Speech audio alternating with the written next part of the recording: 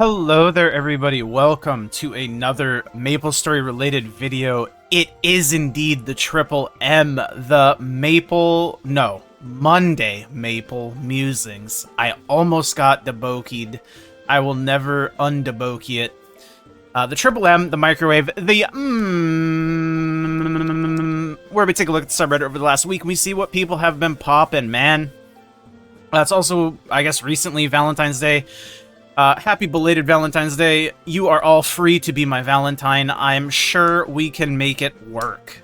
Love and kiss to all of my friends out there, because you are all my friends. Each individual, you are all my friends. But let's take a look and see what people have been saying. Oh yeah, I remember this pitched pity priority infographic. I'll take a look at it because I think it's worth talking about. Mostly just gonna be stuff, because this weekend was also a star forcing event on good old Valentine's Day. Very cool. And then, oh yeah, I remember this thread. I want to make the end game. I can't balance Maple with life. I think that's a good thread to open. Pitched pity priority infographic is the first thing that we're gonna start with here, and take a closer look at it. I guess we can take a super close look at it. Take a look here. So, it's the infographic. The way that he has this set up is best is at the top. It goes best to worst from top to bottom. And then trace, restore, priority. Obviously, you have the limbo ring, you have the Baldrick's pendant, but I think it should be self-explanatory that these are the only way to get more spares of these two items, so if you had these items in the first place, you would already know to do this. And then obviously I think the same applies to Total Control. The only slight difference with Total Control is that you can use the Pitch Star Core to restore it. You can't use the Star Core to restore the Brilliant items, because there is no Brilliant Star Core. Hopefully they'll add one at some point, because there's only going to be more Brilliant Dawn, or Brilliant Boss items, excuse me.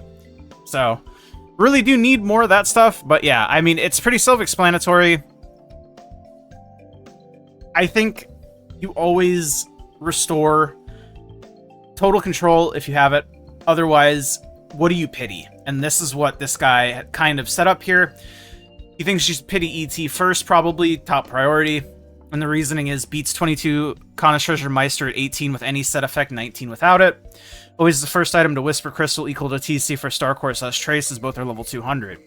So I, generally speaking, don't disagree with this, but I think there's more nuance to the list. And obviously, I think the answer to a lot of these questions in MapleStory specifically, when people ask like, "Hey, what should I do? Should I do this? Should I do that? What do I do?"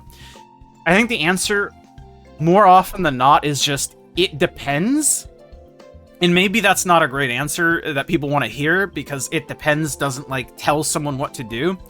But I think that is the answer. I think the answer is it depends. It depends on a lot of different things. It depends on your goals. It depends on what you have. It depends on what you want to be achieving and how you plan on achieving those things, right? But we're just going to go through this, and I'll talk about the priority list as we go. So he says you should probably pity Crystal ET first, because ET is technically better at 18 at 2 set plus and 19 otherwise, which, again, I don't think is a bad justification. And then eye patch is second priority for him. He says reasoning is it beats a 20-star Black Bean Mark at 18 stars. It beats a 22-star Transpose Monocle at 21, but Monocle is often skipped and needs a Pat Mark drop. Closer to Zerk priority if you have a Monocle. Again, I don't think I would prioritize eye patch this highly. I think Source and ET are way higher. For obvious reasons that I'll explain in a little bit, maybe. Or maybe not so obvious reasons, but I think they're obvious reasons. But I'll explain once we get there. Source Suffering, only transfer hammerable pitch, only a small gain versus Daybreak with +2 stars, much better if Golix set broken. If breaking Golix set can just X for a 22 Golix and wear. So, I think the reasoning here isn't wrong, because A source on its own, especially if you're replacing a daybreak with a source, because in this scenario, you are losing Dawn's set effect, right? Because in this scenario, I'm imagining you have a Berserk and you don't have a Twilight. So if you don't have a Twilight, then your only Dawn items would be Daybreak and Slime Ring. So if you're replacing the Daybreak, because you're going to be wearing Gollix in this scenario, since you need these two items to replace the fucking Gollix pendant, you're always going to be wearing a Gollix pendant. So one of your pendant slots is always going to be Gollix, is what I'm trying to say, right? Basically. So the other pendant slot is going to be Daybreak in the scenario where you have a Berserk. But again, in the scenario where you don't have a Berserk, this is irrelevant because then you're wearing a Twilight mark and you have 2-set Dawn that way, right? And this is kind of what I mean when I say it depends. I value Source quite a bit higher than I do Eye Patch for this reason, because, and I mean, maybe this is, again, no, not even maybe, this is just because my scenario, I have multiple characters with Berserk, and none of these characters have, excuse me, I have multiple characters with no Berserk, and I have one character with Berserk, and the character with Berserk, I'm more inclined to not take the Source Pity, whereas on the characters without Berserk, I'm more inclined to take the Source Pity, right? Because on the characters without the Berserk, I still have 2-set Dawn. On the characters with the Berserk, I will lose the Dawn set effect and thus gain less from taking the Source. You see what I mean? Like, it depends, okay? Sorry, it's a very hard thing to explain, and I hope I can explain it in a way that makes sense, but basically, it depends is the answer. I don't think there's a wrong thing to pity, by the way. There is no such thing as a wrong thing to pity. Unless you're pitying something you already have a 22 of, where you have things that you just don't have at all, then, I mean, you're just doing whatever you want to do at that point. But that's besides the point. And then Berserk, I think, is the last thing outside of CFE Dreamy. Without set effect, it beats a 22 Twilight, 3 set at 21, beats 22 Twilight, 2 set at 22. Set effects bring the breakpoint down by 1-2 stars. Berserk is a pretty weak item on its own, and that's why I don't mind sending it 22, unless it's gonna like enable like a 4 set or a 7 set, and then you can keep it at 21. But Berserk, I think, is definitely one of the weaker pitched items, unfortunately. It just sucks because it's battling with the set effect slot for Dawn, and it's battling a Twilight mark in itself, which is much more accessible than a Berserk, even if they aren't super common, because Twilight marks aren't the most common thing at times. You can go weeks without seeing them, but again, you're more likely to see Twilight marks than you are Berserk, so it's much more likely to 22 it than a Berserk, right? Which is the whole idea. And then it also frees up the pendant slot for you to put a Source in instead of a Daybreak, and then you have that whole spiel again.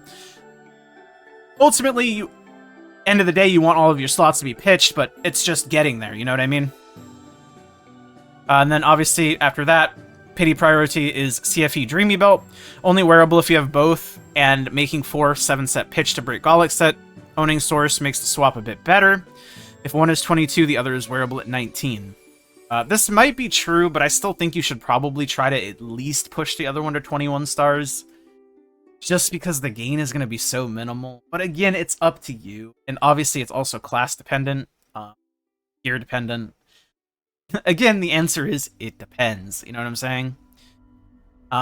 Jenny Badge being this low, I think is interesting, but I definitely don't think it's inherently incorrect, because Jenny Badge, I think pitying items that you only need 1 copy of is pretty bad in the future case scenario where you get another one. And it will eventually happen. Just by nature of if you play the game, it will eventually drop again. Question is, how much do you value having an item now versus whenever it decides to drop? That's only a call that you can make. I do think Jenny Badge is not a bad pity compared to the other items you only need 1 copy of, like Book and Emblem. I would never pity an Emblem, obviously. Even from regular hard Saren, it drops quite frequently in my experience. And then you also have Extreme Saren, which prints emblems. You have Extreme Black Mage, which definitely increases the Jenny Badge drop rate, though Extreme Black Mage is a little bit more difficult than your typical boss. And Jenny Badge from regular Black Mage I mean, I've been running Black Mage for a very long time, and I've seen one badge drop ever. So it's very rare. So I don't think Jenny badge is too bad of a pity, but I would never pity Book, and I would literally never pity Emblem. But that's sort of my thought process behind it, and I, again, don't think there's a right or wrong way to do it. I think the answer is truly just, it depends. In 3 years, I've yet to see a book. See, in this scenario, this is where you could very well consider pitying a book. Do I think pitying a book typically is a good thing to do? No. Would it be a good thing to do in this scenario? Absolutely. You know what I'm saying? But, yeah, the first comment. Don't worry, you'll sure get more after you get the first. Yep, that's how it always goes. And that's why I would err on the side of pitying things that you only need one copy of absolutely last. Can't wait to use my Whisper Crystals to get the source I've been waiting 2 years for so I can immediately transfer my 23 Golex into it, only to have 3 drop in succession. At the very least, dropping multiple sources or any starable pitched theoretically can be useful because you can ladder and get higher start chances, so. A little bit better than like a book or an emblem or a badge, but I get the sentiment, and it's the desire sensor, man. Should consider getting the badge with the Whisper Crystals, especially on mules. My personal experience running XBM for almost 2 years and multiple hard BMs and several characters for several years on all of them each, I've only ever seen 1 badge from XBM and 0 from hard BM. Others I've talked to think it's maybe closer to 1 to 2 badges a year with XBM. Some variants, again, just anecdotal. Definitely not a generous drop rate on Extreme, but at least noticeable compared to the non-existent drop rate in Hard BM. 10 months of weekly bossing to get a badge guaranteed is not too bad. For the non-legacy players, this will be guaranteed BIS for no additional work like Star Forcing or Flaming. Feel like you should rely on drops for 10 months while saving for the badge, then decide what to use the crystals for, depending on what pitch you end up getting. Even a single ET drops during that period, you can endlessly revive it with other systems, but if you make an ET the moment you have enough crystals and ends up dropping, then this will delay your other pitch, including the badge. Yeah, I mean, I don't think the badge, again, from my personal anecdotal drop rate experience of seeing 1 badge over, like, however many years of Black Mage I've been doing, I've only ever done hard Black Mage, so I'm not talking from Extreme. I've seen 1 badge drop. That's very low. Very, very low. It wouldn't surprise me if the Black Mage pitched drop rate was like the same as all the other boss pitched drop rates, but it just feels so much worse because you can literally only run it once a month, you know what I mean? Instead of like 4 times a month. So it makes it seem even worse. And also, it could also just have a lower drop rate on top of it being harder or less accessible since you can only run it once a week or once a month, excuse me. But yeah, badge, I don't think is a bad pity. Again, it depends. It depends is the answer that people don't like to hear. PSA free perm transparent cape. Yeah, there is in the NLM stamp shop. You can get this box. There's a box item that gives this cape. Oh yeah, little instruction manual here. Go to stamp shop, buy New Leaf Mall set coupon, equip NLM logo. Go to the effects in the bottom right UI, turn off cape effects. This applies to a lot of different capes. You can pretty much turn off the effects on, like, I don't know, I want to say fucking like half the capes in the game and basically get a free transparent cape. Or not free, but like a transparent cape from whatever cape you're wearing. This is not like a new thing, but it is very good for people who don't either know about the feature or know that it exists. So very good. Very good reminder. Very, very good. Isn't this true for any cape? Yeah, I mean, you could do this to pretty much any cape. I don't think you can turn off the effects of like regular basic capes, but any cape that basically essentially is an effect, if that makes sense, you can just turn it off. Not every cape, there are some that have no visual effects but show a sprite in your character. Yeah, that's kind of what I mean. But a lot of the newer capes especially are just like particles or visual effects. Just turn them off. It was the same for the last Halloween shop. Was it the last Halloween shop? Well, I mean, not this Halloween, but the Halloween before it. The capes there you could do the same thing with. You could do the same thing with a lot of the free NX capes because they're just effects. Anyways, this is another thread. Kunini data collection Sunny Sunday. Star Force success rates accurate. Success versus no success. I'm going to TLDR this, but basically it's just somebody who's like, hey, I want to make a collection of data for Star Forcing to see what rates are. I think The idea is very good, and I think the idea is fine, but as always with these things, you got to be careful about sort of how you source the data. People can very specifically submit certain like spurts of data, even if with these like restrictions. That's why things like this is always so hard to do. And again, I think it's better to have it than not have it, but something to keep in mind. And if you are somebody who wants to get in contact with this man and try to submit your data for this sort of initiative, highly suggest you do it. Because, again, I think it's better to not have it than... Or I think it's better to have it than to not have it, even if the data might be skewed from certain people. Anyways, if your plan is to aggregate the data, you should provide a template with which to record results, otherwise it'll make aggregating take a lot longer, either a pre-made spreadsheet or submission form. Yeah, I mean, there is no submission form or anything. I don't really know how this guy wants you to give it to him. I guess just DM him? I don't know. This is like one of those things that's like, I want to do this, but like, I don't know. Anyways. Oh, send your records to my Discord. Yeah, straight to the Discord. Alright, there you go. It's going to be hard to prevent people only submitting bad beats, so I'm not sure I would accept anything less than X number of items or mess was spent in a non-continuous video format. I mean, that's kind of the immediate thought that I immediately had, right? People aren't going to submit the times when they hit their 25s. They're going to submit the times where they boomed like 5 times going 18 to 19 first tap. You know what I'm saying? I'm not saying everyone's like that. I'm just saying it's more likely to get submitted when you have bad luck than it is when you have good luck. In any case, I hope this this goes somewhere, and I hope people submit data that is actually usable and helpful. And of course, if you have data, send it to this Discord if you want. Nexon doesn't care about its whales either. Recently, I've been spending a lot in MapleStory trying to get the Master Seraphim set, which has about a 7.5% chance. To get enough rolls, you need to exchange dozens of cash items into star stamps, 20 stamps per mythic style box.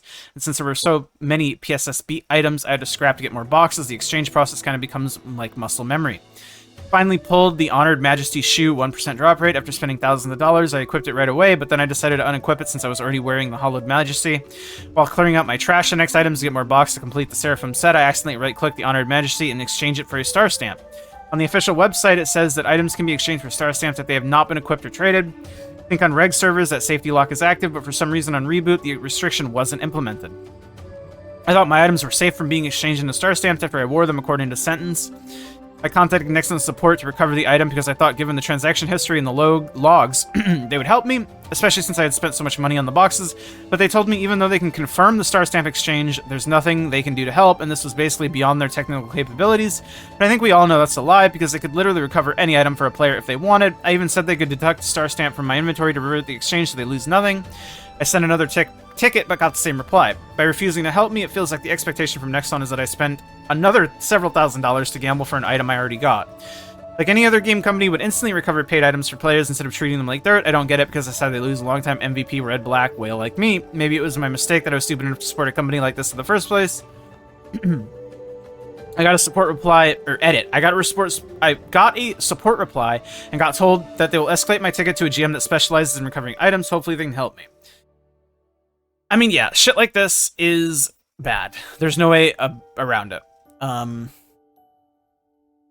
Obviously, it's player error.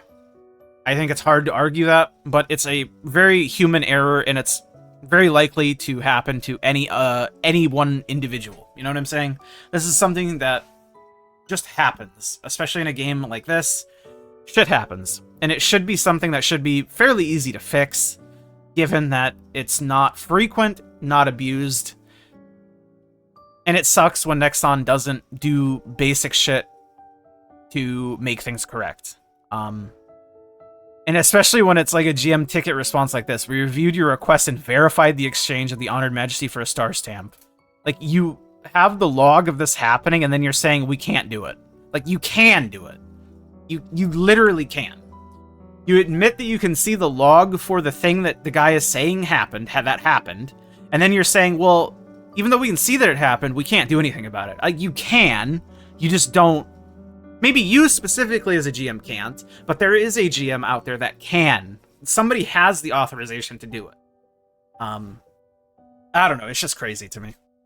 Because this is just one of those things where it's like, yes, it is his fault, but it is such a human thing. And it's such an easy thing that can be fixed, and it should be fixed. Nexon has never cared, not for you, not for me. Don't fool fool yourself into believing they will pay you special attention because you spent money more money on NX than your guildmate. Only ever deal lip service, you'll eat up candy. Stop giving them your money.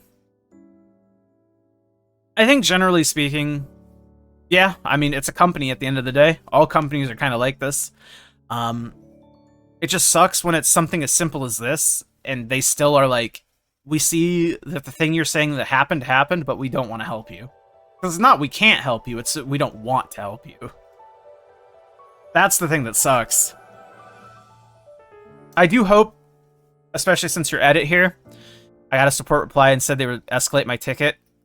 I do believe this. I do believe these lower tier GMs probably can't. I do believe he probably can't do anything. But the fact that his first immediate instinct wasn't to escalate to someone who can do something is bizarre to me.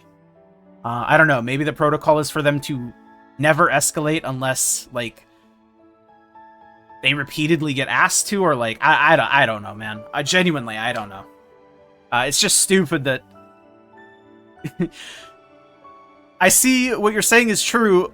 I can't help you. Like, come on, man. What are we doing here? Talk to a senior GM, 100% they can restore it. Yeah, I mean, I do believe, like I said, I do genuinely believe the lower tier GMs probably can't do anything, but it's just crazy to me that they don't escalate it themselves without being asked. That would just make the most sense to me, and like, it's naturally what you would do at any sort of support, like, not gonna try to make sense of it. It's Nexon. The logic doesn't exist sometimes, or most times. I want to make the end game, but I can't balance Maple with life. Owner of a business, I really love this game, but I notice everyone who's level 290 with over 500 mil CP plays this game like a job. I want to make it to the latest endgame content like everyone else, but I don't really have the time. Most people who are far ahead tell me they're simply unemployed, which makes sense that now they can play the game for this long. Feels impossible to have a life and get far in MapleStory. My schedule consists of me going to the gym, spending time with my partner, working on my business. At the end of the day, I play MapleStory, but learning all these new bosses, trying further improve my character takes 5-7 hours. Like, MapleStory actually feels like a full-time job. I think there's a couple different ways you can, like, split the question. I think one of these ways is, what do you define as endgame? Everybody has their own definition of endgame. If you're talking about things like hard baldricks, hard limbo, fucking extreme adversary, yeah, 100%. You're never going to be able to hit those unless you put in exorbitant amounts of time and money. There's no way around it. But if you mean endgame in the sense of, like, you're clearing all the bosses in the game, I think that's very, very achievable. Honestly, I think most things in this game are pretty achievable. Like, everything underneath the cutting edge shit, so like extreme adversary, like, it's all pretty doable. It just is gonna take a long time, and it's not like you need to, like, grind 20 hours a day to get there either. MapleStory is just a very marathon-based game. I mean, I'm sure this rhetoric gets said a lot, but it's true. A lot of the things in this game are multifaceted in that you are gated by time, and time also helps with the other aspect, which is, if you're not lucky, you need more time to hit the average. You know what I'm saying? I guess if you are lucky, you can spend less time getting to certain points, but at the end of the day, if you're not lucky, you just need more time. Time really is the biggest thing for this game. At least on Reboot. I'm not sure how much it changes on Interactive. I mean, I'm sure it changes some amounts, especially if you are somebody who is willing to spend like infinite amounts of money, since you can get quite a bit for money in this game on Interactive. But I don't know. I assume this guy's talking about Reboot, given how he's talking about, like, 290 with 500 mil CP and grinding all day. So that's sort of my take from it. I don't think he's talking about Interactive. And I think the truth of the matter is, like, You say you go to the gym, you spend time with your partner, you work on your business, end of the day, you play MapleStory. I think it's just different priorities in life. Maybe they don't have a partner. Maybe they, I mean, I would argue probably most people don't have their own business, right? I think that's fair to say. I think we're all adults at the end of the day. We have our bills to pay. I don't think there's as many unemployed people. I think the unemployed, the students specifically, obviously students are always a big thing, but I think most people do work in some capacity. It's just they don't do anything else outside of those two things, right? I do very little. I mean, I do more now than I used to historically. Touching grass era and all that, but basically I work and then I do the other things that bring me joy, i.e. MapleStory, watching stupid shit on YouTube, and anime.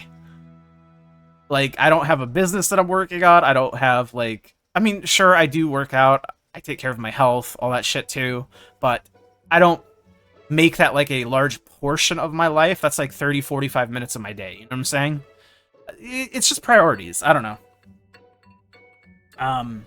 And I think comparing yourself to people who are unemployed, like students specifically, because students are, like, the typical, like... thing that gets pointed at. They might not be employed, but they're still technically doing work, right? You know, being a student is work. I mean, maybe me personally, I don't know the right people, but I have not met very many people who just play games all day and are subsidized. And if you are somebody who is being subsidized, let me get in on that, because I am a gaming goblin, and I will fucking play games 24/7, 365, if I'm able to. I don't know how you get there, man. I would love to get there. Would love to get there. That's why a mid-game for life much more enjoyable. Yeah, I mean, I think that's the biggest thing. The definition of what endgame is to you, what mid-game is, and what you really enjoy doing in the game. Yeah. What's considered mid-game these days? E-calling and below 285. I mean, sure. Like I said, it's all dependent on what the person thinks. You know what I'm saying? Just find something that you want to do in the game and see how it's achievable. If it's not achievable, maybe change your goals. If that's not an option, maybe you just don't have the time, in the sense that you don't want to prioritize things in a certain way. And that's okay too, you know what I'm saying? It's so... to go back to the other thread, it just depends, you know? It depends. So many of these things in life depend. It's just like... it depends. There's no one answer fits all.